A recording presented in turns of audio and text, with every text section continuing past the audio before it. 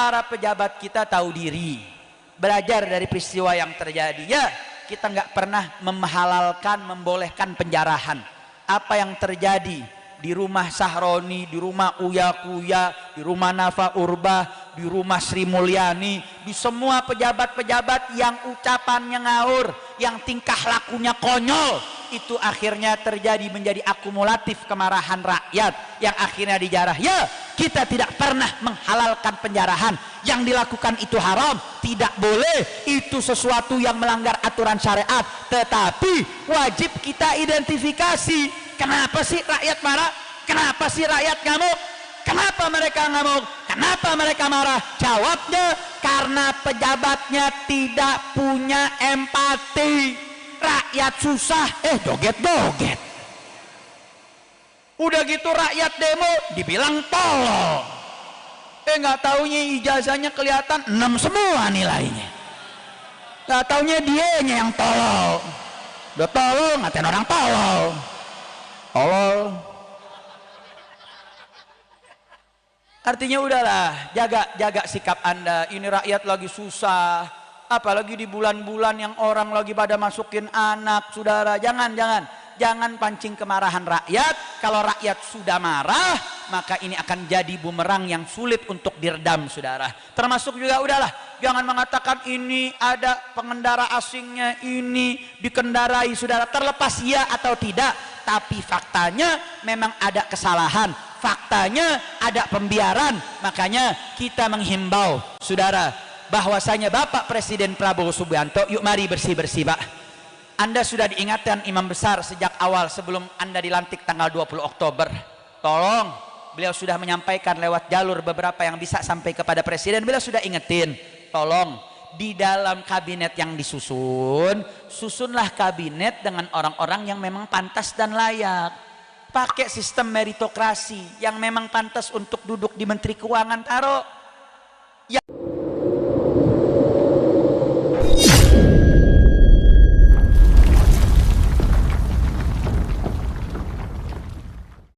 Revolusi akhlak buat diri kita, revolusi akhlak buat keluarga kita, revolusi akhlak di kampung kita, termasuk revolusi akhlak di tingkat tataran pejabat tinggi kita. Betul? Betul?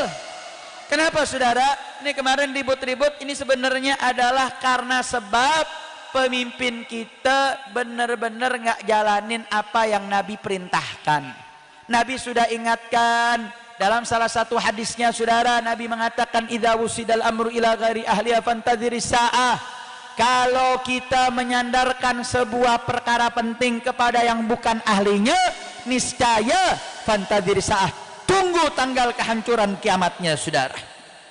Sekarang saya mau tanya, yang duduk di DPR, yang duduk di komisaris, yang duduk di beberapa pejabat tinggi negara, saya mau tanya, yang jadi artis jadi pejabat ada atau tidak?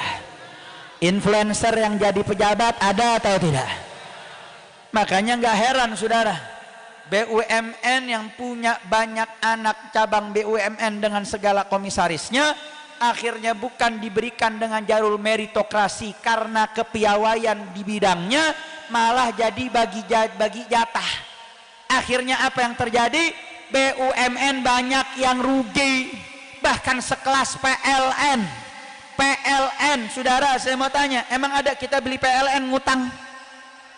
Apa ada PLN kita nggak bayar kemudian dibiarin? Saya mau tanya, kalau nggak bayar sebulan 2 bulan bisa dicabut tidak? Bisa tidak? Tapi anehnya beli nggak ngutang, harus bayar lunas, tapi PLN rugi. Ini PLN nggak ada saingannya, saudara. Dia tunggal ngatur urusan listrik se-Indonesia, nggak punya saingan, kok bisa PLN rugi? Saya mau tanya, kita dengar hal seperti ini aneh atau tidak? Aneh atau tidak? Jawabnya apa? Kita tadi nggak dengerin Nabi. Nabi udah bilang idza wusidal amru ila ghairiha fantadhir sa'a. Kalau kau tidak menyerahkan urusan yang penting kepada yang paham, yang ngerti, maka tunggu kehancurannya, saudara. Itu sudah Nabi sampaikan. Begitu juga para pejabat, mulutnya nggak punya akhlak, saudara. Cabai naik, ditanya sama para pendemo, cabai naik, jawabnya lu nanam sendiri. Saya mau tanya, pejabat ditanya cabai mahal, disuruh nanam sendiri. Saya mau tanya, pantas gak tuh jadi pejabat? Saya mau tanya, pajak kita diambil buat jadi gaji para pejabat, kemudian pejabat ditanya untuk cari solusi, malah ucapan seperti itu, pantas atau tidak? Pantas atau tidak? Nggak pantas, saudara. Makanya nggak heran kenapa masyarakat marah, masyarakat gusar, masyarakat begitu betul-betul emosional, saudara. Gimana nggak marah? Rakyat kecil diwajibin bayar pajak. Ternyata slip gaji DPR dibongkar, salah satunya ternyata negara bayarin daripada anggota DPR pajak-pajaknya. Harusnya logikanya dibalik. Masyarakat yang kecil, yang susah nyari kerja, yang susah segala-galanya jangan dipajakin. Anggota DPR, pejabat yang gajinya gede, mereka yang dipajakin. Betul? Betul? Ini gimana nggak marah, saudara? Pakai ngebela-belain lagi, dibilang pajak sama zakat sama. Pajak sama zakat sama, saudara. Dari mana samanya? Pajak itu diambil orang kaya kena, orang miskin kena. Kita beli peci kena pajak gak? Kita beli baju kena pajak gak? Di supermarket belanja kena pajak gak? Sampai katanya duit kondangan mau dipajakin. Udah gila nih negara, sudah. Disamain namanya zakat. Zakat beda. Zakat itu, saudara, hanya diambil bagi orang kaya. Kok bisa orang kaya, saudara? Kalau zakat harta, bukan zakat fitrah ya. Zakat harta itu ada nisabnya. Kalau sudah sampai nisab dia punya harta atau zakat perdagangannya, baru kena zakat. Artinya apa? Kalau orang sudah hartanya sampai nisab, berarti dia bukan orang miskin. Duitnya diambil dari orang kaya, diserahkan kepada asnaf zakat mustahik yang 8. Salah satunya ada fuqara dan masakin. Artinya apa?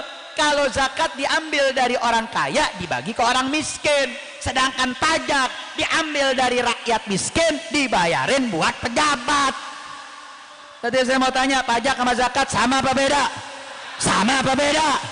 Beda, saudara. Nggak bisa disamain.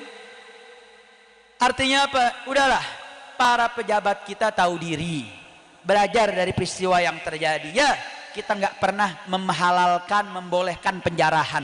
Apa yang terjadi di rumah Sahroni, di rumah Uya Kuya, di rumah Nafa Urba, di rumah Sri Mulyani, di semua pejabat-pejabat yang ucapannya ngawur, yang tingkah lakunya konyol, itu akhirnya terjadi menjadi akumulatif kemarahan rakyat yang akhirnya dijarah. Ya, kita tidak pernah menghalalkan penjarahan. Yang dilakukan itu haram, tidak boleh, itu sesuatu yang melanggar aturan syariat. Tetapi wajib kita identifikasi. Kenapa sih rakyat marah? Kenapa sih rakyat ngamuk?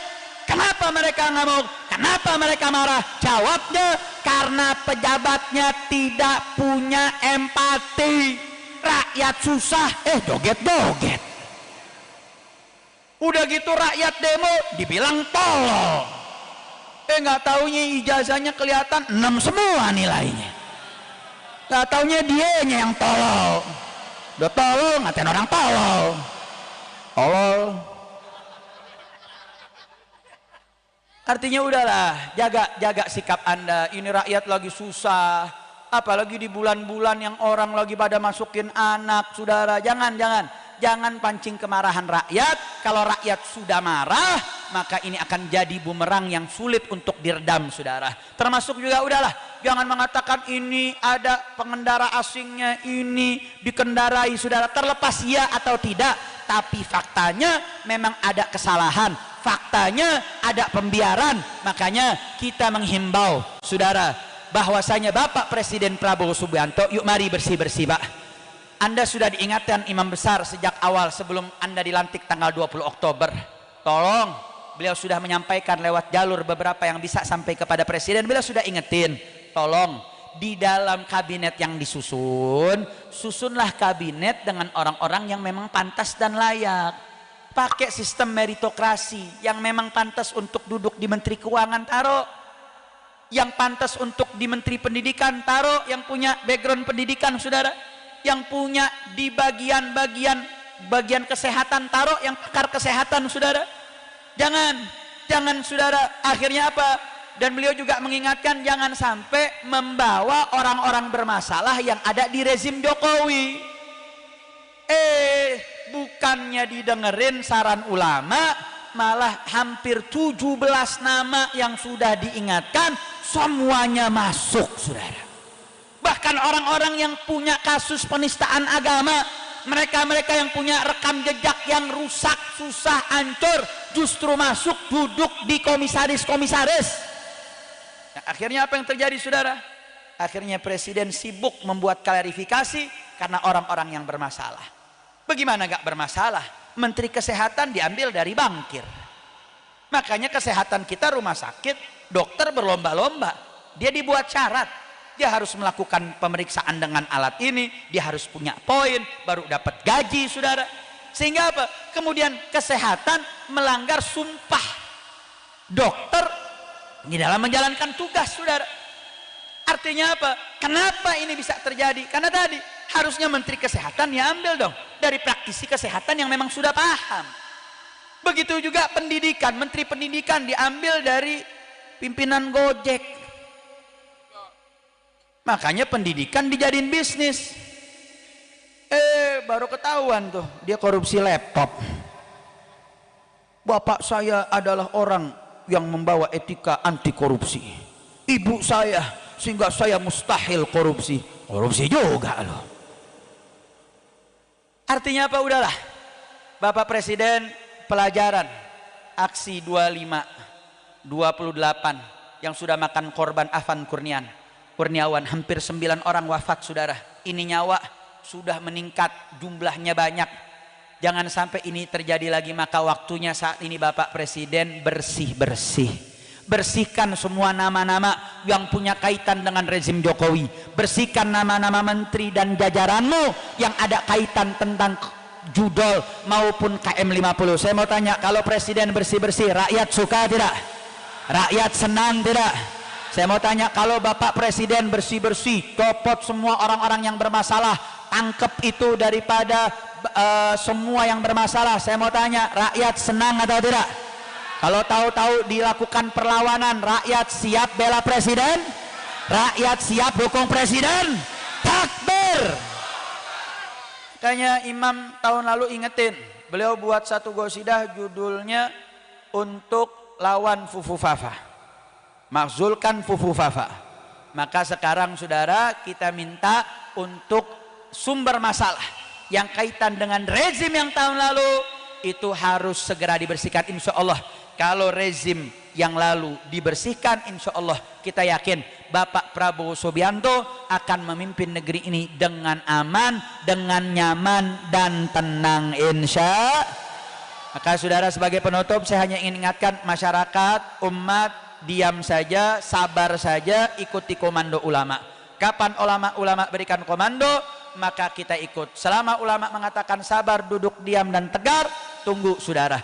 Nanti kalau sudah ada komando, kalau sampai negeri ini dalam ambang bahaya, kalau negeri ini dalam ambang daripada diambil oleh musuh-musuh negara, maka saat komando ulama sudah turun, maka kita wajib turun. Siap ikut komando ulama? Siap ikut komando habaib? Siap ikut komando imam besar? Takbir! Sekali lagi saya mau tanya, kalau besok ulama minta umat diam dan sabar, siap sabar? Siap tegar? Siap ikut komando? Tapi kalau besok ulama sudah angkat untuk berjihad, turun ke jalan, selamatkan negara, siap turun jihad? Siap jaga negara? Siap jaga bangsa? Angkat tangannya, takbir! Takbir!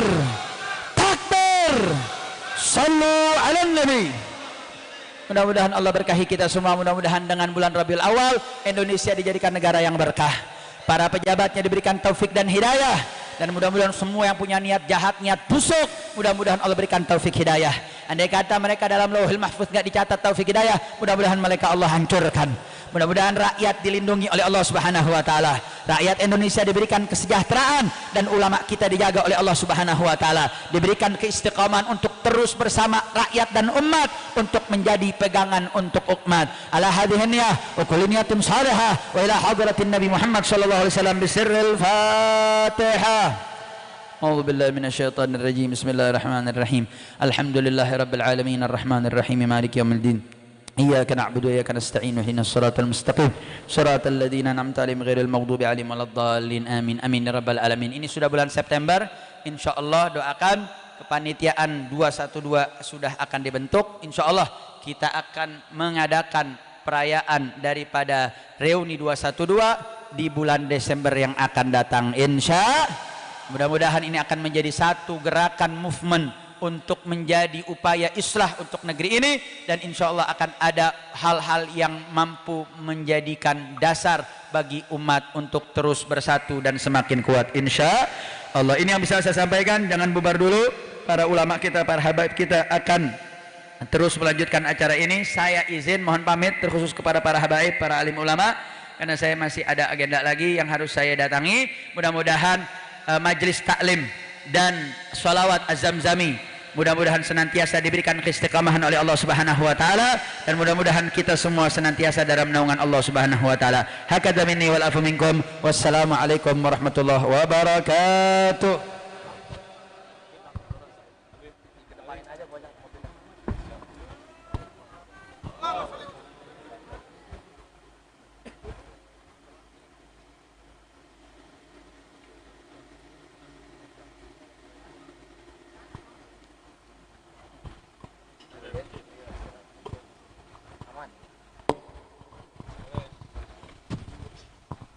Syukran jazilan, jazakallah khairan kasiran kepada Al-Habib Muhammad bin Hussein Al-Attas yang telah menyampaikan tausiahnya kepada kita.